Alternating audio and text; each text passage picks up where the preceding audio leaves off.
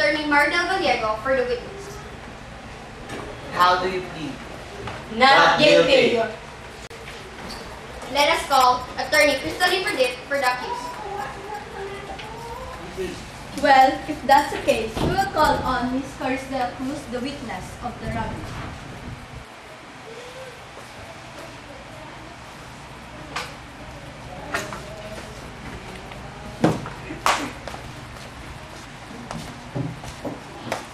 Repeat after me.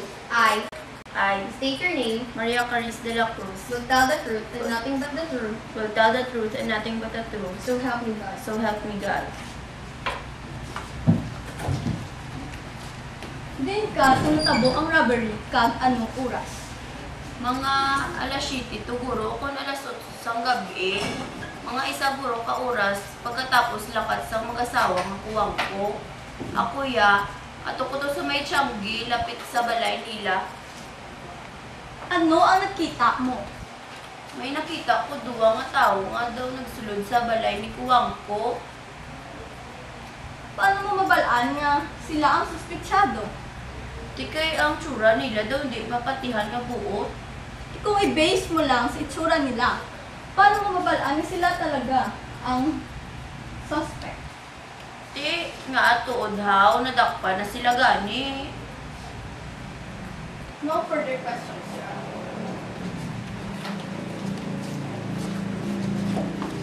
Let us call Attorney Mardel Gallego for the witness.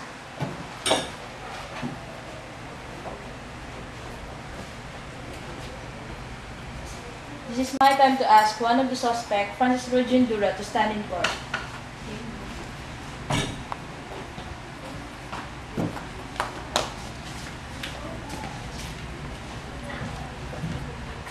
Repeat after me. I I, state your name, Francis Dura, will tell the truth and nothing but the truth, will tell the truth, but nothing but the truth, so help me God. so help me God.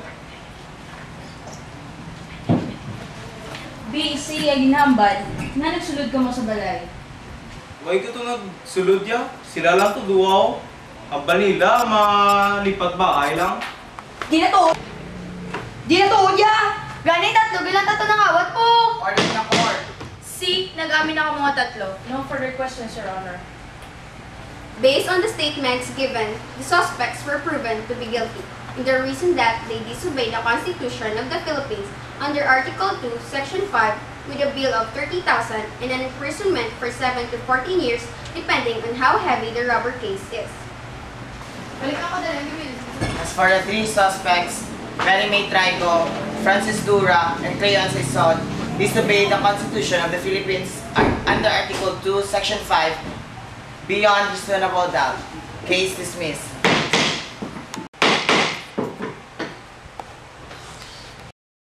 Nakita mo sa balay nga makawatan? Dito, blas Monte mo, dako ka balay, tapos gapang hire sila maid. Kung amo na, may pasudlon ta isa sa aton para maging maid. I-permis laga out of town, tapos chimpo na mangawat, much money, gitu ya. Ti ko na muna ako masulod, may dita son. Kung ako salig nila, so kung mag-out of town sila, ti, chimpo rin, sus, kahapos. Nice ya, masaligay ka mga kawatan. Di, sigurado na to boss. Ma-apply ka klayo nga maid ha, tapos ma-watcher lang minimayang. Tawag-tawag lang dayon sa amon para sa informasyon. Te, mapiparan ako para buwas. Oo ah.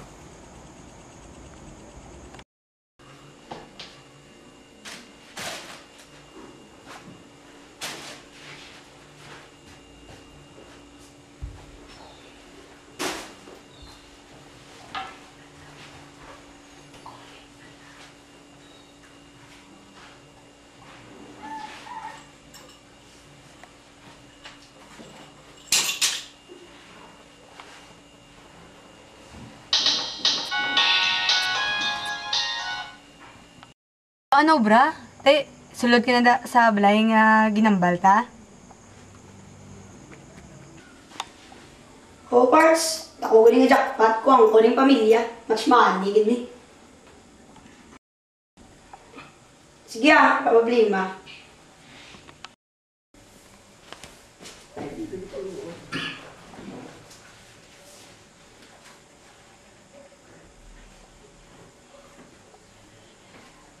Hello, boss. Malakata next week si ma'am pag si sir kuwang ko. Chimpo na ni. Hindi ako mabili ng bata. Pero wala problema. Masakiton man ito, hindi ka ba lumagbato? Bayi padaan. Sige boss no probs. Hello boss, chimpo na. Duwa na lang kami ni kabata.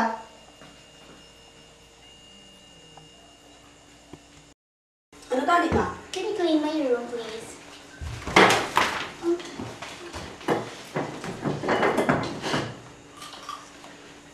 Mana, ginagapos mo kuya. Sugid ako kay mama kong papa. Let me go! Let me Sugit go! ko, ipos! Mayo di malipay gid ni si boss. Dali lang gid mistura si Simo. Sige, nakata.